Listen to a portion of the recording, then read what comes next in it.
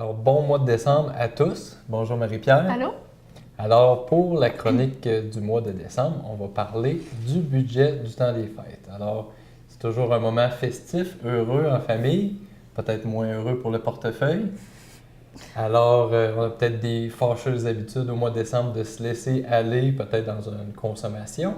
Alors, on va demander à Marie-Pierre, qu'est-ce que tu en penses? En fait, c'est juste des petits conseils. Là, c'est une chronique qui est comme plus légère. Le temps des fêtes arrive, puis on veut regarder au niveau du budget. On est toujours dans le budget des gens. Quand on arrive pour regarder l'assurance vie, les REER, un CELI, on est confronté souvent au budget des gens.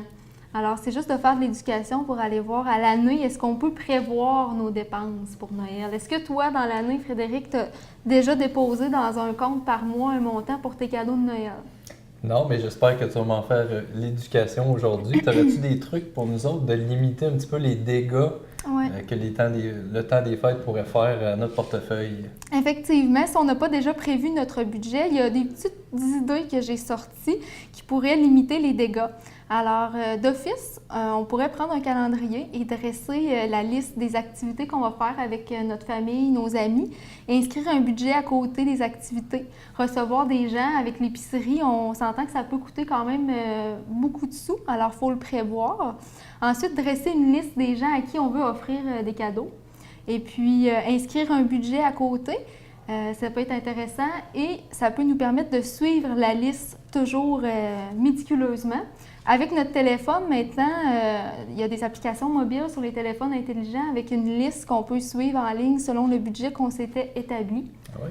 Alors, on n'a pas d'excuse là, qu'on n'a pas la liste sous la main. Avec tout le monde presque un téléphone de nos jours, là, on rentre ça dans notre application puis on suit la liste à jour. Ensuite, les achats en ligne, on en parle beaucoup. Il y en a plusieurs qui ont adopté ce mode-là. Il y a des études qui prouvent vraiment qu'on est moins impulsif quand on achète en ligne. OK. Souvent dans le confort de notre salon.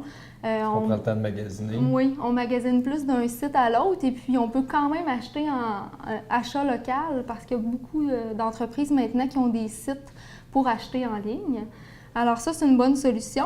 Offrir des certificats cadeaux, ça demeure une bonne idée parce que c'est certain qu'on respecte le budget qu'on s'était donné. Magasiner avec un ami ou une amie, avoir quelqu'un qui nous porte conseil pour nous stopper dans nos élans, ça peut être une bonne idée. Puis finalement, utiliser tous les points qu'on accumule sur nos cartes. C'est quand même populaire, les cartes pour fidéliser les gens ou les cartes de crédit, les cartes Hermès, etc. Utilisez tous vos bonnies accumulés, les coupons rabais, tout ce qui pourrait faire en sorte de ne pas sortir des liquidités de vos poches. OK. Bref, c'est pas mal ça la liste, là. C'est des bons trucs. Alors, on va essayer d'être prudent dans le temps des fêtes puis de se remémorer, comme tu dis, entre amis, se challenger à ce niveau-là. Et puis moi, ce que je dirais pour complémenter ta super bonne information, c'est que pensez à ce que vous voulez faire au mois de janvier, février en matière d'épargne. N'oubliez pas, c'est les REER qui s'en viennent.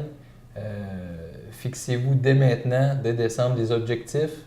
Comme ça, peut-être qu'il y aura moins de chances que vous mettez de côté ces objectifs-là. Oui, ça va vous motiver à ne pas trop dépenser si vous ne voulez pas mettre de côté votre cotisation REER. Si vous ne l'avez pas fait pendant l'année, ça s'en vient là, après les fêtes alors. Il ne faudrait pas amputer ça. Oui, c'est ça, la budgéter à l'avance. Alors, on vous souhaite un heureux temps des fêtes et on se retrouve au mois de janvier.